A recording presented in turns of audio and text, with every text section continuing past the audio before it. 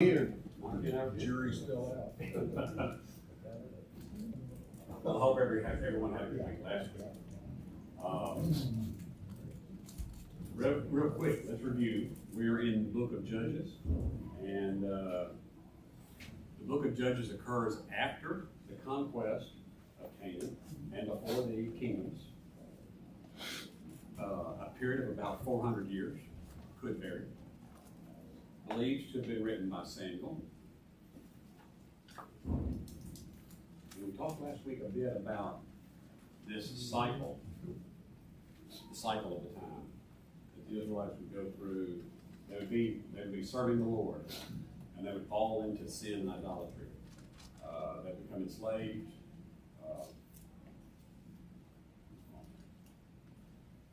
And then they would reach God for help. God would send a judge, and they would be delivered, and then they would go right back into slavery and sin again. Any takeaways or follow-ups from last week's class? Anything you did last week you want to bring up? All right. Well, if not, please come in. Please come in.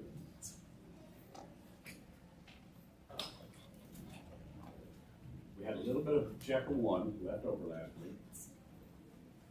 So it says the tribes of Joseph attacked Bethel. By the way, what happened in the first chapter last week? Y'all remember what was going on? Who was attacking who? How did we get kicked off in the new Canaan? Anybody remember? They were supposed to go to the land that God had prepared for them and kill everybody and get rid of all of them, and they didn't.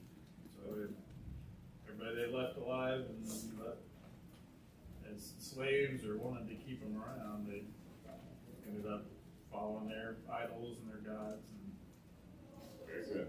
Very good. And the opening episode last week was with Judah, the tribe of Judah, going into the southern portion, and they recruited Simeon. Is that correct? The tribe of Simeon to help them out in that venture. So we have just a few verses of chapter 1 left.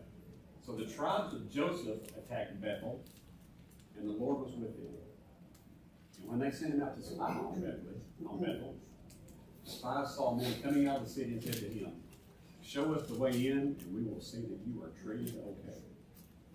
And he showed them in, and they put the city to the sword and spared the man and his whole family. He went to the land of Hittites. He built a city called Luz, and that is there to this day. That's the way you always get into a city, isn't it?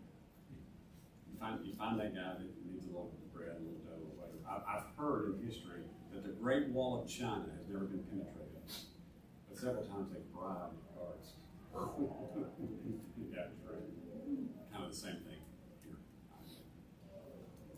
Also, something that's interesting, I find the way this verse is the way this chapter is revealed, and we'll see this throughout the book, where it says, "And it remains this name to this day." You ever read that in the Bible and you say, "Man, I want to see if it's really still there. You know, this is where so and so is buried. I want to go find his tomb." Well, what that means is, of course, that is where it was when it was being written at that time. But with all the thousands of years of wars and poverty and prosperity and all the things that happened, these things aren't necessarily found anymore. Is anybody else willing to read today? Okay, take off. Because we just talked about the tribes of Joseph. The tribe of Joseph, it said. Go ahead.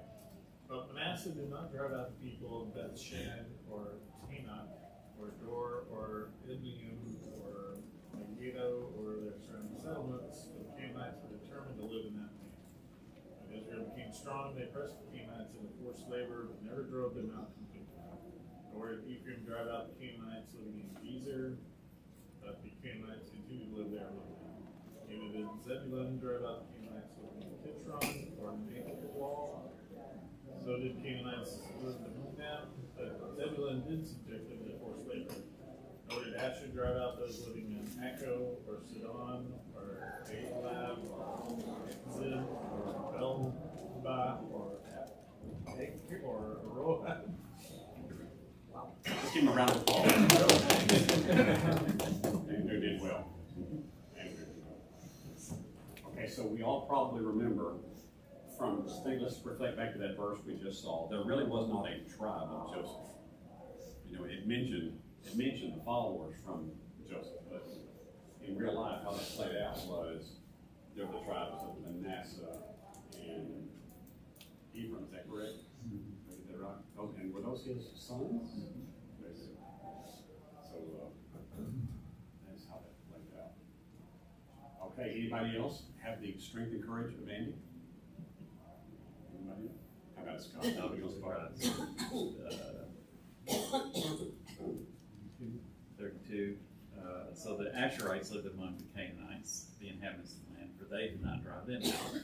Naphtali did not drive out the inhabitants of Beth Shemesh or the inhabitants of Beth Anath. So they lived among the Canaanites, inhabitants of the land.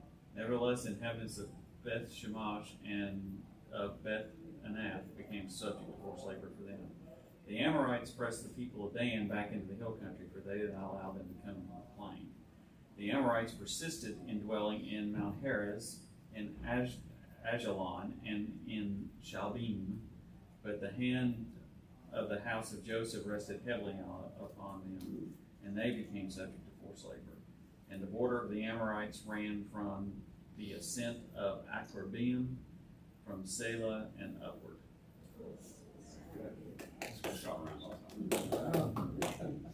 Okay. So it looks like nobody's driving out anybody. nobody is making even a C-, in my opinion. Nobody is really doing thing. And let's elaborate on that. Let's talk about it just a minute. Do you think it'd be hard to do that? I mean, I notice we have compassion at least for children, right? Well, I hate to hurt kids, but if you're gonna abominate a society, you're gonna have to get them all. Kids, moms, dads. Just from a concept, that's hard to do. I think. Is there any other challenges that you can think of if you're an invading force coming into a country? Anything else you can think of? At some point, you kind of want to stop and start living. Exactly. And if you fight these people, you're going to tear up some of this good-looking stuff they've got, right? After all, they've got houses and vineyards and all this stuff. And exactly. You know, just coexist. I guess John, give peace a chance, right? Old, is that John Lennon? Well, as we see here, last week we talked a lot. You know, our subject matter, the first part of chapter 1 was in the south, and I circled here the tribes. Pretty much they failed in the entire north of the area also. So there's another thing involved in this. There's another piece in all this thing. And let's see if we can get the Red Pirate Roberts to help us understand this. Right? This is important. You understand? There's nothing to explain. You're trying to kidnap what I rightfully stolen.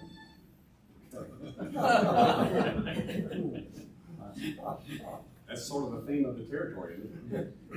You're coming in and squatting on land that we have rightfully conquered. You know, so I think you've got this, on the one hand, you've got this kind of humanistic, we don't want to hurt people, blah, blah, blah, and fear, and God did take us out of Egypt, but he left us in the wilderness 40 years, and there's all this bundle. And then you got all this resistance. These are tough people. And you remember the map last week we looked at?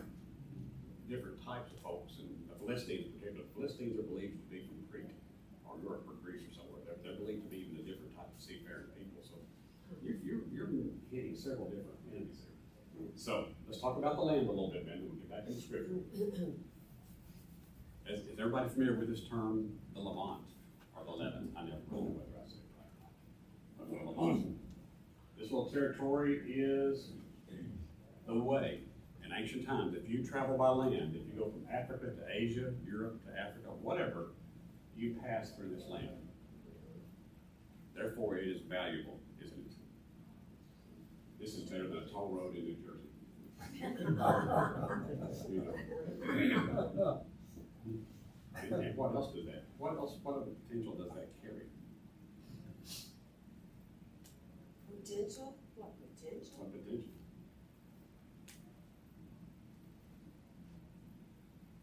Access. Conflict. Or delivery of a Savior. Yeah. That's the point. That's a super point. Any other thoughts? Let's talk about that just a minute.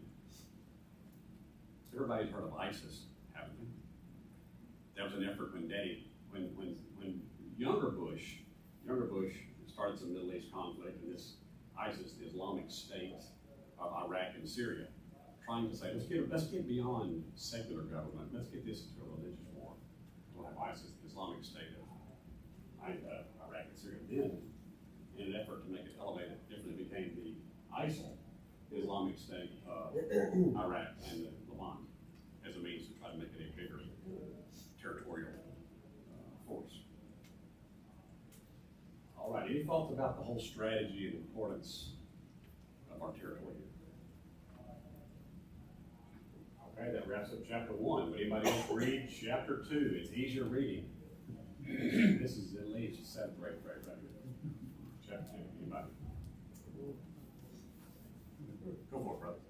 Now the angel of the Lord went up from Gilgal to Bochim, and he said, I brought you up from Egypt and brought you into the land where I swore to give you to your fathers. I said, I will never break my covenant with you, and you shall make no covenant with the inhabitants of this land.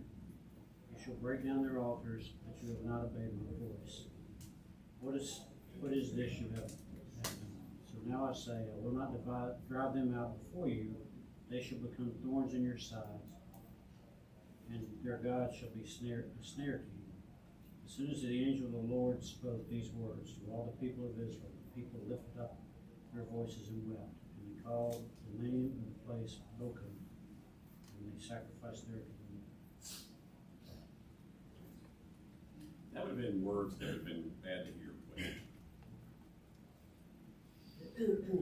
Any thoughts on that?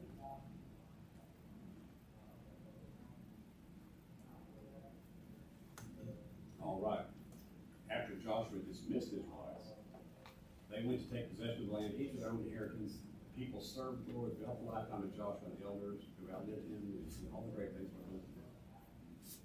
Joshua, the son of Nun, the servant of the Lord, died at the age of 110. They buried in the land of inheritance in the hill country of Ephraim, north of the mountain. Yesh. So, we go back to the previous reading, and I'm trying to kind of think about the psyche of the people here, Yes. and they haven't done what they've been told. And here an angel speaks to them, and the angel says, well, you didn't do what you were supposed to, so we're not going to drive these people out, and they're going to be a thorn in your side. And then they offer sacrifices to worship God. It's so many, such a, I don't know, I can't think of the word to describe the inconsistency here. They didn't do what they're told, then they're cursed, and then they worship. How does that doesn't make sense. Any thoughts on that? Any thoughts? They were sacrificing to maybe try and atone and maybe get back in good graces. Yeah, they received the bad news, but they're like, they still acknowledge that God has delivered them. It's like they're reminded, oh yeah, we should still, praise Him and sacrifice to Him because of what He's brought us through. Whether they were thinking they were going to get back into good graces or just sort of realizing what they should have done from the beginning. I think that's the key. It's basically almost a call to repentance, because when you look at verse 10, it's like, you think this is bad? It gets worse, because in that generation that arises, they don't know Yahweh, they don't know what might works, and now now we really have a turn for the worse. So that was kind of like the last hurrah. The angel of the Lord spoke to you and says, you guys messed up. And they said, we're, yes, we did, we're sorry. Now it gets worse, and the cycle begins. So now they go through this for hundreds of years until Jesus comes. I mean, we could just stop right there and skip to Matthew, right? I mean, it's just. Well, Isn't it an example that the angel humbled them to the extent that they turned back to the Lord? Weeping? Yes, you see that? It seems to be there. It seems to be, and yet, to your point there, and to what she's asking me, and what you've done, as it's written in a verse by Samuel years later and put into a condensed form, it's hard to know this entire time frame. At this summary, it's kind of like, okay, well, this is wrapping up. I think when this is wrapping up the conquest, we're getting ready to start this spirit of judgment. It's hard to wrap up to me to understand how people feel about things. I mean, don't we develop thoughts in our head of injustice from time to time? You know, I've done my part, and we develop perceptions and whatnot, and sometimes one of the things that I'm humored with in life is sometimes very logical people will hear something that's very illogical, but they will believe it. Has anybody ever experienced that, or even done it themselves? Never. I have somebody I love dearly in my life. Love dearly. We're not talking about treatment, okay? I have somebody dearly in my life who can hear things said by certain people that really have no frame of reference or expert authority in the matter they're talking about. And this person, somehow about the delivery, they will believe it. And so, where are you going with this, Randy? Well, here's something like, I know I do it. Sometimes I've heard things and I've retold stories and facts and things that I thought were real because somehow at the time I heard them, they sounded like they came with authority, or maybe I saw something out there that I wanted to be like or whatever. I wonder a little bit if these guys are coming in and they see, now this is a pretty good civilization here. God made us to stay up there 40 years, and these guys are not that bad. And, well, you know, give peace a chance again.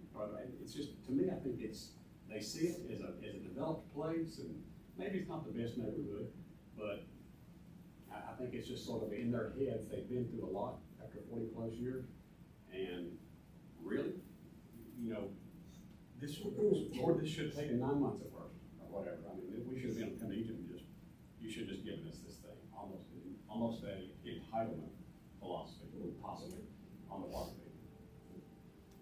Just a thought. So, back to Harvey mentioned verse 10, there's been a whole generation now that had grown up who neither knew the Lord nor what he done for Israel, because remember, didn't all of them die except two, Joshua and Caleb? If I remember my history.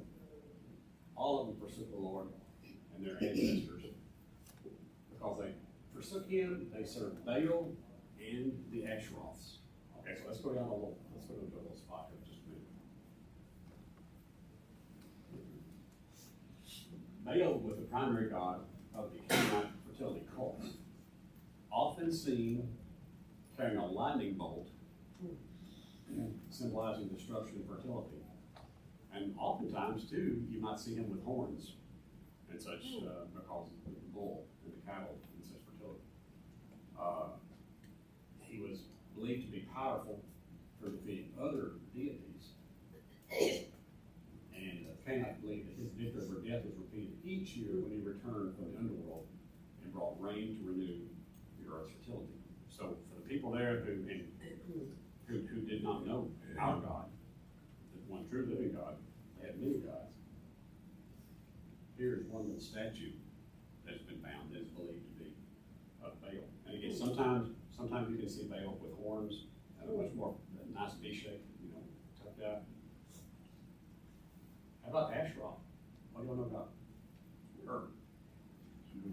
God. Another fertility god, maybe a little bit promiscuous too. Another little anti-role model. His children were definitely good, wanting to pray to that God. Children.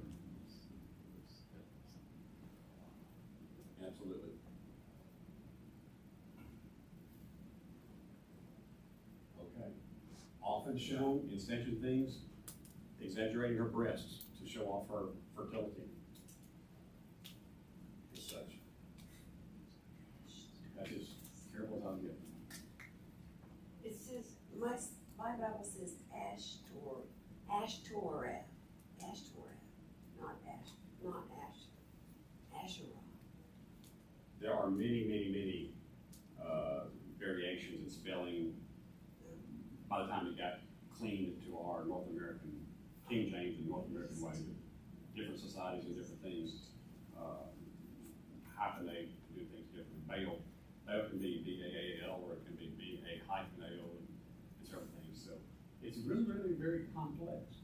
In fact, here's a nice snapshot outline of some of the ancient Canaanite deities, and there's 5 of them there circled in blue that we see in the Bible, but others, that were seen for different things.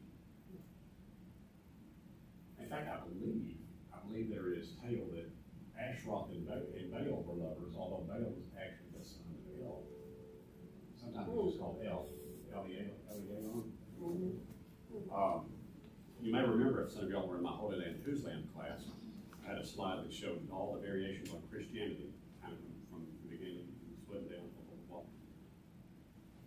The Canaanite religions are equally diverse, and so we can't simply, pardon me? Good point, sir, good point. Good point. Can we start the roll here? It's called us an But if you're interested in that, if I pique your interest, there are several books on this. A lot of people have done a lot of research from a biblical, perspective, and from a non-biblical perspective, from a historical, secular historical. So there is info on that. So in his anger against Israel, the Lord gave them into the hands of raiders who plundered them. He sold them into the hands of enemies all around, whom they could no longer resist. Whenever Israel went out to fight, the hand of the Lord was against them to defeat them, just as he had sworn to them every great distress. Then the Lord raised up judges who saved them out of the hands of these raiders. Yet they would not listen, but prostituted themselves to other gods and worshipped them. They quickly turned from the ways of their ancestors who had been obedient to the Lord's command. Whenever the Lord raised a judge for them, he was the judge who saved them out of the hands of their enemies. As long as the judge lived, the Lord relented because of their groaning unto those who oppressed and afflicted them. Come in this way. And then when the judge died, the people returned their ways, even walked around the net of their ancestors, following other gods and serving and worshiping them. They refused to give up their evil practices and stubborn ways. Do those verses bring any thoughts of now, current times, other things we see, or whatever? Do you think these judges were kind of like preachers, or they prophesied and preached to the people? I think they definitely were not magistrates of the court or whatever. They were not legal judges per se. They were, I would say they were military leaders. You do? That's what I didn't think of them as. But how would that bring the people back? It says the judges who saved them out of the hands of the raiders, I guess. He's not saving them to bring them back to the Lord, saving them from their raiders then. Well, what we're seeing is here, we're wrapping up chapter 2. Not very much more in this chapter 2, but chapter 1 and 2 sort of tell the story and retell the story at the end. Okay, so, has anybody ever heard? I've heard this saying before, maybe after 2. This was a teacher said one time, said, tell people what you're going to, when you write a report, right? He says, tell them what you're going to tell them. And tell them what you want them to know, right? And then tell them again. And this right here is a good example of that right there. Go for it, Gregory. So this is sort of summarizing the rest of the chapter. Yes. Okay. Yes. Yeah, the rest of the book will just continue doing continue to. Tell him what you're gonna tell him. Exactly right. He's telling you what I'm gonna tell you. So I've never really studied the appeal of the false gods and idols.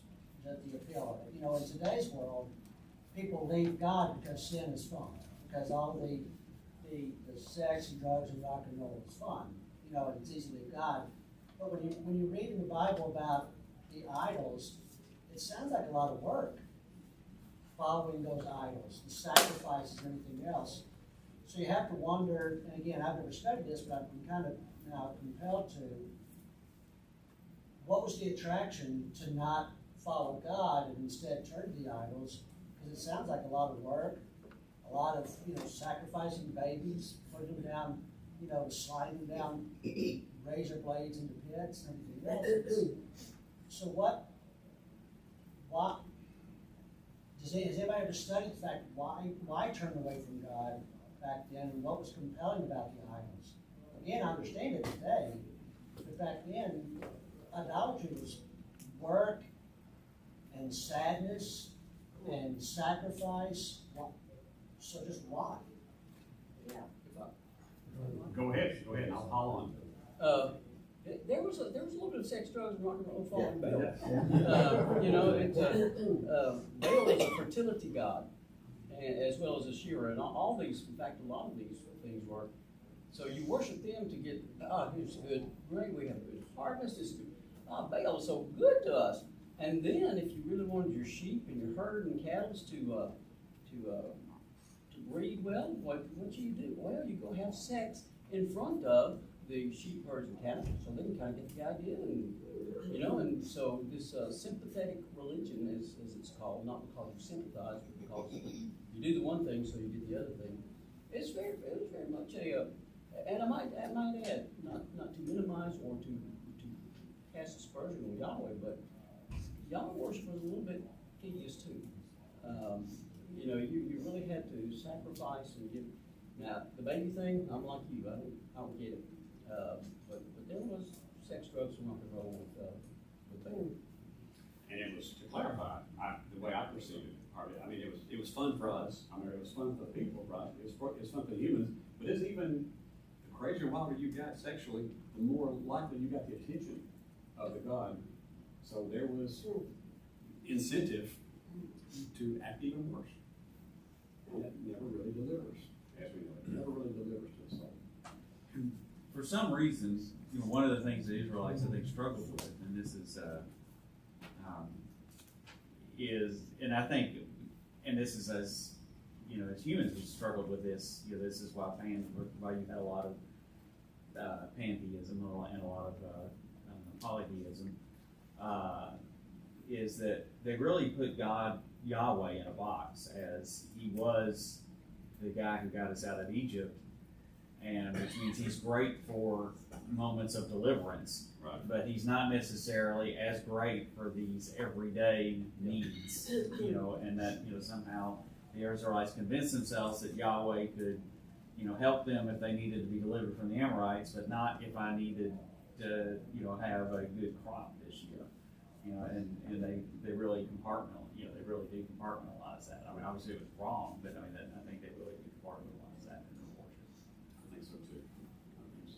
Randy, I think it's human nature to want to believe in some higher deity than yourself.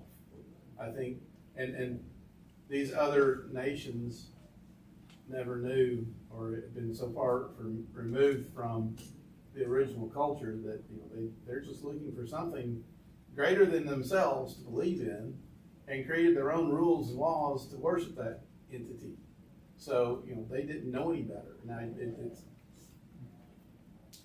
behooves me to wonder, and it makes me scratch my head, when you're shown something better, why not go for it? And God, our God is the perfect God, but some people see what they have to sacrifice to worship our God. They have to give up the sex, drugs, and rock and roll. It's like, there's no fun in that.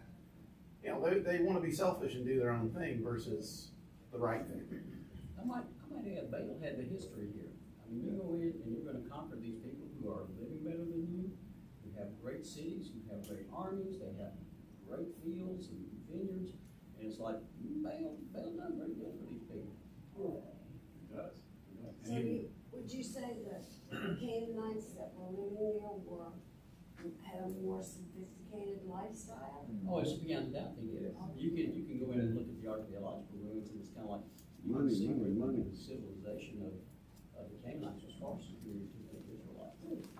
Well, you take somebody that's got a village, a town, a city to live in, versus a bunch of vagabonds that have been out wandering in the desert for 40 years. You know, they got nothing. Yeah.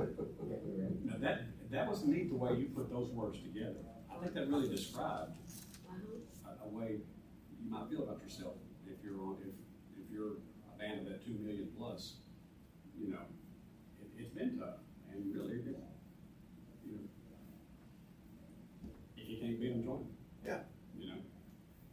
Brother Brett.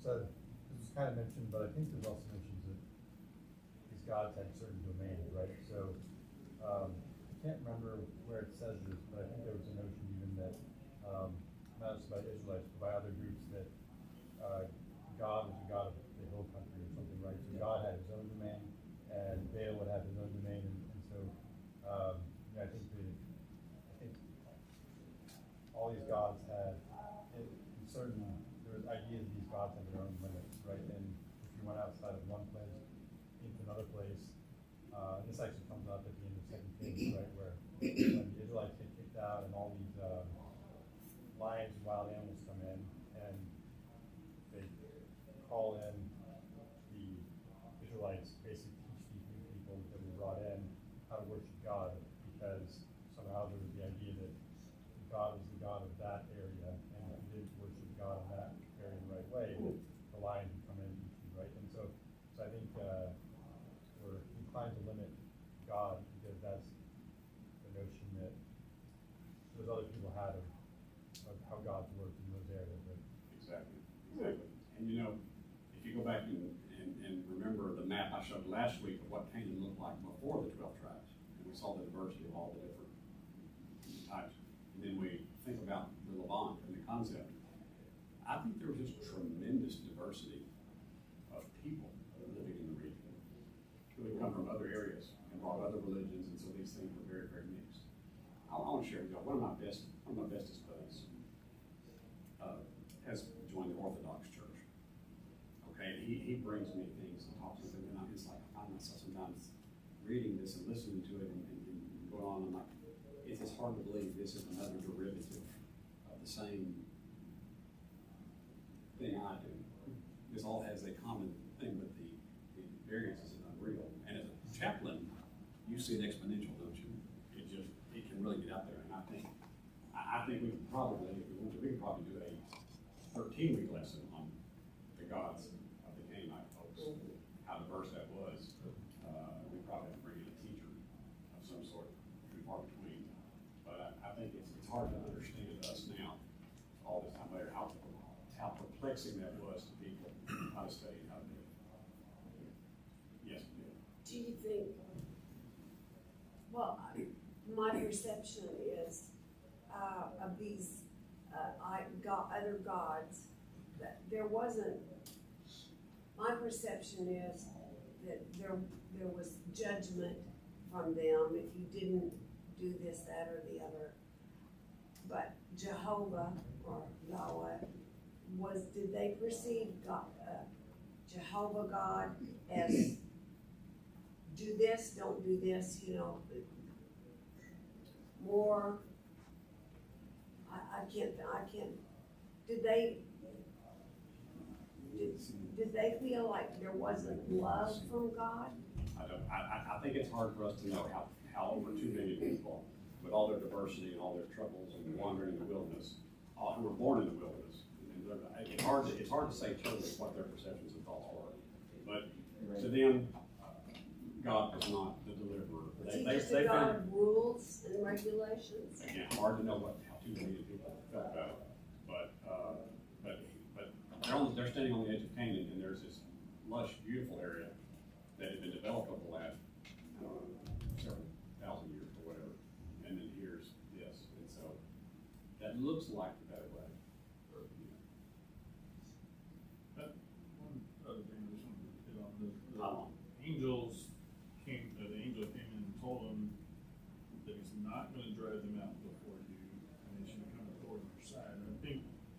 picture I got there is God's just not going to help you now. And then later it gets in, not only is he not helping you, he's working actively against you. He's basically supporting the bad guys against the Israelites. That is a little twist I never really kind of considered. That's interesting. Yes. Yes, and I don't even want to go into, will the communication break down back there at Moses? Did he just not say it right? Did they not hear it? You know, because it does seem as though when I read it now that, you know, it seems like, well, it's pretty straightforward. Leave Egypt and go where I'll show you, and I'll give you the promised land. The land flows with milk and honey. But in fact, it doesn't seem that was God's intent to give them an easy way in. You know, just as our life today has struggles and troubles, there's it also. All right. So the Lord was angry with them because of this nation has violated its covenant and ordained their ancestors and not listened to me. I will no longer drive out for them any of the nations Joshua left me back. I will use them to test Israel and see whether they will keep away the Lord from walking in as their ancestors. The Lord had allowed those nations to remain. He did not drive them out as he did to the hands of Joshua. Once again, same thing. Any last thoughts?